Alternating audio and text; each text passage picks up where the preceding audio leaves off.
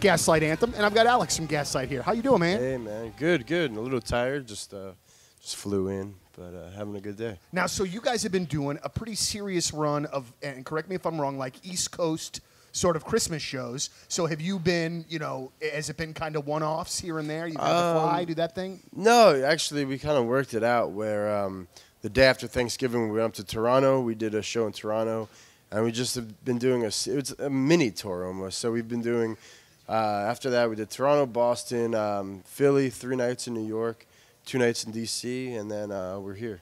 So are the New York shows, are those hometown shows essentially? I guess so, yeah. I mean, we never really get to play hometown shows, more or less. I feel like we play, you know, Cologne, Germany more than we play New Jersey or New York. But, yeah, you know, I guess so. We wanted to have a few shows before the New Year at home. So very good. Now, the album Handwritten is in stores as we speak. It's another tremendous album. You're one of those bands, man, that I can tell people, buy Sink or Swim, get 59 Sound, get American Slang. Doesn't matter. It's all really, really good. Nice. You've had, you know Sink or Swim. That's awesome. Absolutely. Well, I before my time here, did a little independent record store, and that's where I got introduced to you guys. Great.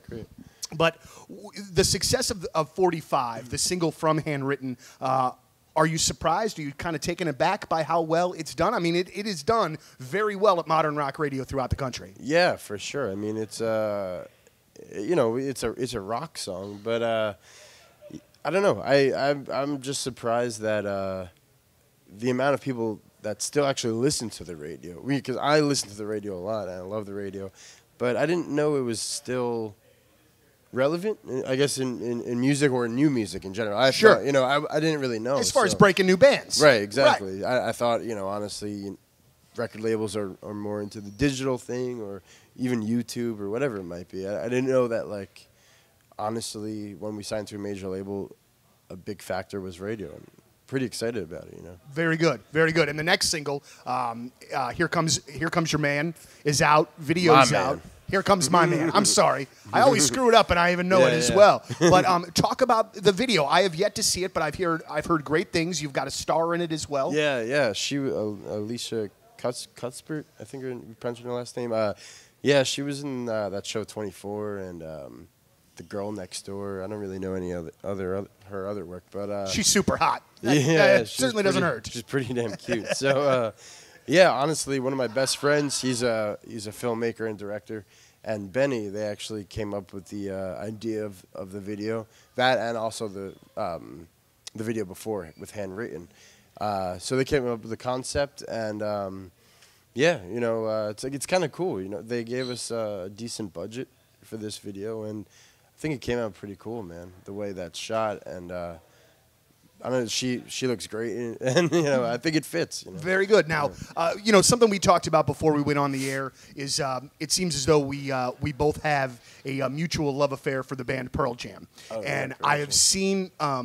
Not only have I seen on YouTube you guys performing "State of Love and Trust" with Eddie Vedder, which had to have been it was pretty outstanding. Man, now, how did that come about? How did that happen? So we played a festival in Pensacola, Florida, which is kind of random. And it was in between shows on our tour with Rise Against a few months ago. And they were headlining.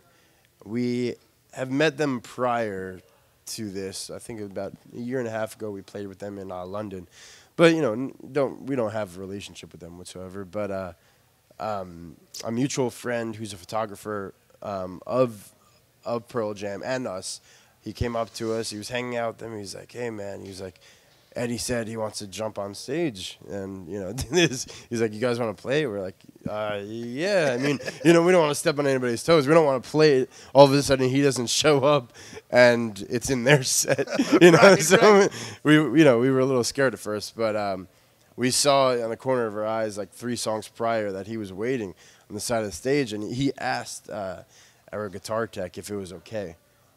He was like, "Dude, you're Eddie Vedder, man. Of course it's okay." And yeah, he came on, and honestly, that's probably one of the best times we ever performed that song, which was really cool, Under Pressure. Well, I was gonna say, you got to step it up, man. Yeah, honestly, like I look at that and I just think about it. I'm like, whoa, I honestly was Pearl Jam for 1 second. You know, yeah, I closed my eyes. I was like, Eddie Vedder's singing this song. He's singing a Pearl Jam song, and I'm playing it. Now, so I'm actually Pearl Jam. That's awesome. Now, but how do you make that call? I mean, I'm sure that you guys have tons and tons and tons of favorite songs that you share. How does that all filter out to you guys saying, you know what, let's do a Pearl Jam song. Hey, let's do State of Love and Trust. Yeah, that one, that came about a couple of years ago. Honestly, we were practicing before a tour, and Brian, I think he just texted me or called us. Was like, hey, I guess he was listening to like some B-sides or whatever it was, or maybe the single soundtrack that song's on. I forgot what it was, but he was like, hey, man, he's like, I totally forgot about this song. He's like, I've been listening to it the last couple of days. You guys want to cover it? Yeah, cool.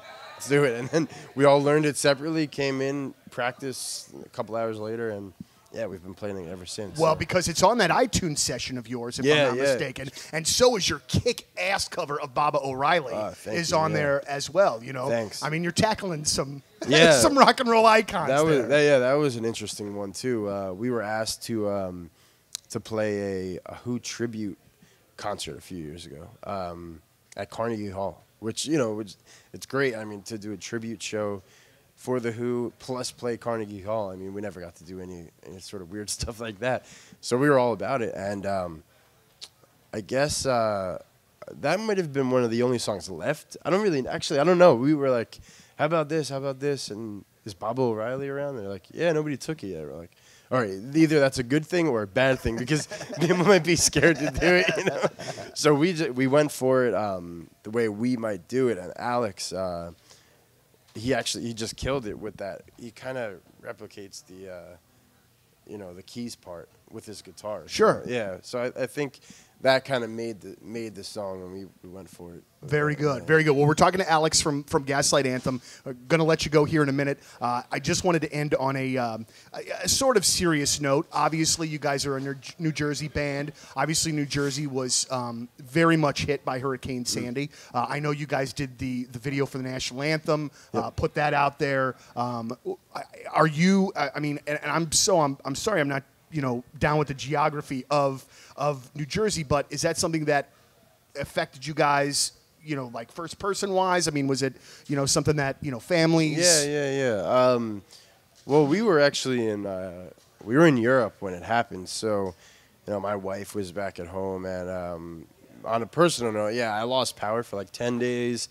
I came home to like 11 trees down in my backyard, and I mean, it was a mess, but thankfully nobody that we personally are involved in got hurt, or nothing that was that was that severe. So I mean, but there's a lot of things that people are doing, a lot of great things people are doing to raise money and to help out with the relief. Right before I left, I volunteered my time to a local food bank in Red Bank, and within 2 days they donated over 1 million meals around the Red Bank area. Little things like that. We also are involved in this thing called punkcares.org. If you go to punkcares.org, you get involved in we have T-shirts, we have posters that we made, and all for the Sandy relief and whatnot. So, very good. I just wanted to bring it up because it's definitely getting to that point where, it's definitely not in the headlines of the news anymore, that kind of thing, but I know that help is still very much needed. That's the thing, you don't want it to ever go away when there's now the real problems there. The money has to be raised, things have to be built, and honestly, it's going to take years. They say down at Seaside Heights is going to take 5 to 6 years.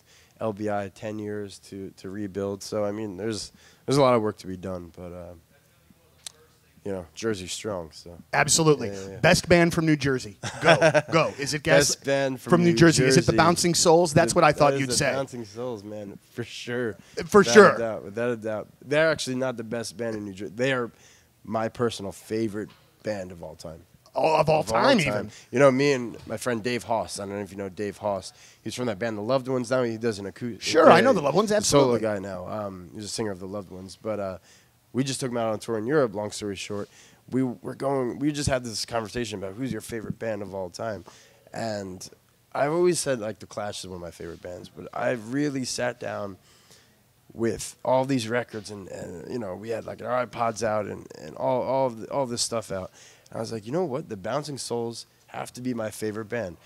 Anything that they've ever put out, I love. There, you know, some things are better than others, but everything is consistent, and I've never said, I don't like that record at all, you know? For sure. And they're the best. So. Very good. Bouncing Alex, Souls. Gaslight Awesome. Anthem. Thank you so very much for your time. Awesome. And again, come and see Gaslight tonight. You will not be disappointed. A great American rock and roll band. Let's do the song from Handwritten that has gotten so much national play. This one is called 45. We're broadcasting live at Pops. It's Donnie for 105.7 The Point.